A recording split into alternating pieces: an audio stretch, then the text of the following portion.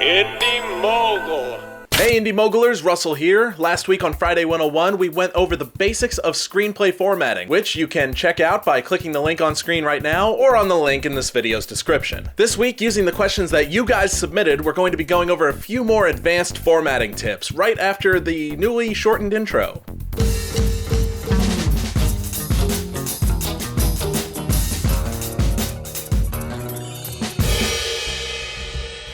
There were 5 major topics brought up in the emails that I received, and one that I have to get out of the way first has to do with those of you who asked about writing things like camera angles and transitions into your scripts. Also on-screen text like opening credits or scene descriptions saying when and where the video takes place.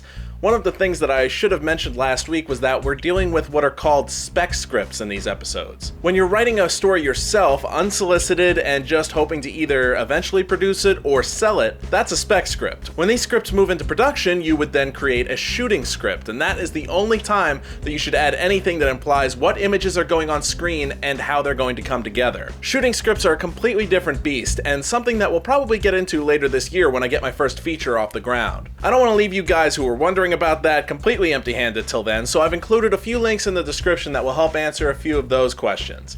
But for now, we'll be sticking with spec scripts. Now to our next most asked about topic, cutting between scenes that are happening at the same time, also known as intercutting. One of my favorite examples of intercutting is the scene in Jurassic Park where Tim is climbing the electric fence while it's turned off. Meanwhile, Ellie is turning the power back on to all the systems, including the fence, and Hammond is giving her instructions elsewhere. For something like this, or even something as simple as a phone conversation, use your slug lines when first showing each location. Then after each location is established, you can say intercut between location A, location B, and in the case of that Jurassic Park scene, location C. From there, you don't have to use the same slug lines over and over again, which is especially helpful during a phone call scene, as you don't want to do that again every other line. Another one of the big questions was about montages, which is actually a pretty simple one. Now, you don't want to go really crazy with montages, as this is another time where the director usually chooses when they're appropriate to use. And it counts as a visual element that you don't want to write in. Lots of old school screenwriting teachers actually think that you shouldn't use them at all in a spec script, but I wouldn't be so harsh. Just make sure that you only use them when it's absolutely necessary and you can't think of any other way of actually writing it out. Here's the montage format. If the previous slug line applies to the location used in the entire montage, then no new slug line is needed.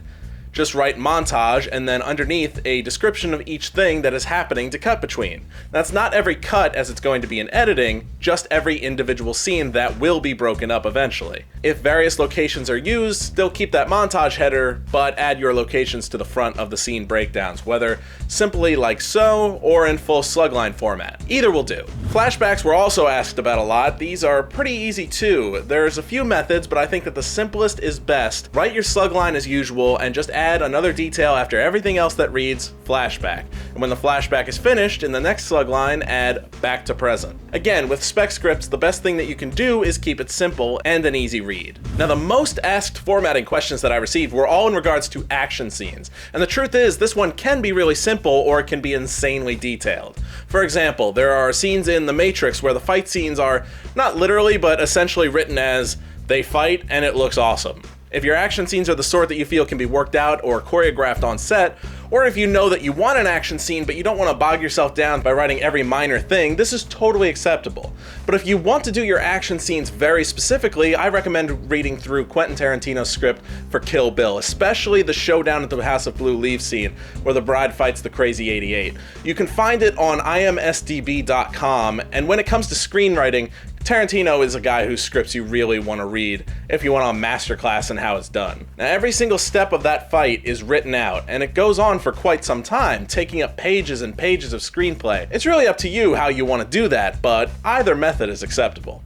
A few other quick tips to a few questions in regards to capitalizing character names. It is only needed the first time a character is introduced in the action. Moving from one room to another in the same building, use subheadings. These don't use INT or EXT, and they don't denote time because it's understood that it's continuous. So if you start out with interior house day and things move from room to room, just use subheadings like hallway, bedroom, kitchen, etc. And of course, because I said I would mention it last week, if two people talk at the same time, you just put the line side by side. It's that simple. How to do this? In CeltX, just highlight the 2 lines of dialogue you want to happen at once, and you'll notice they get marked off when you click dual dialogue. Now when you either go to print out a hard copy or export a PDF file to send to people, it will format it properly. That's all for me for this week. Thanks to everyone who sent in their format questions, and if I didn't get to your questions for any reason, I will be sure to respond to you via email. If you've got any tips of your own, leave them in the comments below and help each other out. We'll see you all back here next week for another great lineup of Indie Mogul programming, and if you haven't heard it yet, my interview for the Ron Purtee Show went up at ronpurtee.com this past Tuesday. The link is in the description below. And I hope I came off well this week because I am ridiculously sick. Can you tell?